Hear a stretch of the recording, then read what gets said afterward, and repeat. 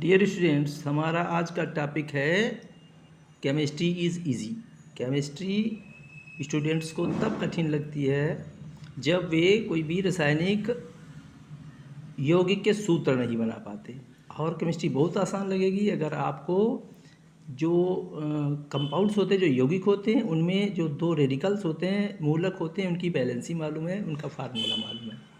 तो उनकी बैलेंसी नीचे लिख के क्रॉस कर दिया जाता है, सूत्र बन जाता है। जब आपको सूत्र पता होगा तो आप किसी भी केमिकल इक्वेशन को, रासायनिक समीकरण को आसानी से लिख लेंगे और बैलेंस भी कर लेंगे। तो यहाँ मैं आपको बता रहा हूँ अम्लों का सूत्र बनाना। अम्लों का सूत्र कैसे बनाते हैं आपको मालूम होना चाहिए कि अम्ल का प्रमुख घटक हाइड्रोजन होता है। जिस भी सूत्र में आगे हाइड्रोजन लगा हो वो समझ लीजिए एसिड है, अम्ल है। अब बात यह है उसमें हाइड्रोजन मूलक कितने होते हैं ये अलग अलग होता है। जैसे कार्बोनिक अम्ल, ये फर्स्ट एग्जांपल मैंने लिखा कार्बोनिक अम्ल, तो अम्ल में H जरूर होता है। H की बैलेंसी इसके नीचे लिख लेते हैं, H की बैलेंसी 1 होती। और कार्बोनिक अम्ल कार्बन डाइऑक्साइड से CO3 कार्बोनेट मूलक से, इसका मतलब है कार्बोनेट मूलक की बैलेंसी 2 होती है।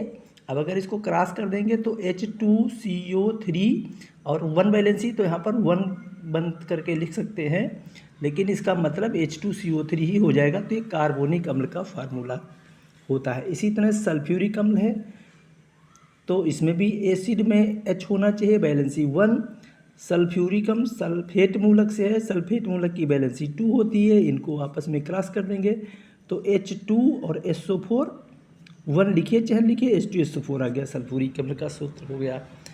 इसी तरह से अब एसिटिक अम्ल है, तो इसमें भी H की बैलेंसी 1 होगी। एसीटेट मूलक होता है CH3COO, इसकी बैलेंसी 1 होती, वो नीचे लिखेंगे, क्रॉस कर देंगे तो H1CH3COO1 इस तरह से लिख सकते हैं, 1 क्रॉस हो जाएगी।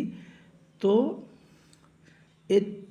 इसमें CH3COO मूलक पहले आ जाता है, तो CH3COOH ये एसिटिक एसिड हो जाएगा।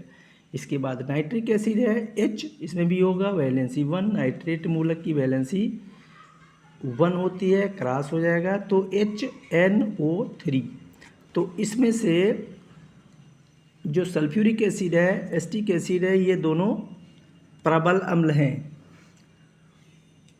सल्फ्यूरिक एसिड और नाइट्रिक एसिड प्रबल अम्ल हैं, और ये कार्बोनिक अम्ल दुर्बल अम्ल है, एसिटिक अम्ल भी दुर्बल अम्ल है।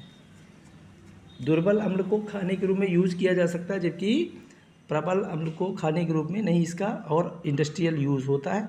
तो इस तरह से मैंने आपको बताया कि अम्लों के सूत्र कैसे बनाएंगे। ये सब में होना चाहिए और दूसरा मूलक लिख लेंगे। इस तरह से आप किसी भी मूलक के सूत्र बना लेंगे। और इसके अलावा और कोई भी कंपाउंड है, अम्ल हो, क्षार हो, लवण हो, कोई और तरह का, तो इसी तरह से बनाएंगे। अगर आप दोनों मूलकों की बैलेंसी लिख के क्रॉस कर देते हैं, बस इसके लिए आपको बैलेंसी याद करनी होगी, हर मूलक का फार्मूला याद करना होगा, और फिर बहुत आसानी से आप ये लिख लेंगे, कर लेंगे, और उसके बाद रासायनिक समीकरण भी करने लगेंगे। धीरे धीरे स्टेप वाइज आगे बढ़िए। रोज़ वीडियो देखिए और कमेंट करिए। Thank you.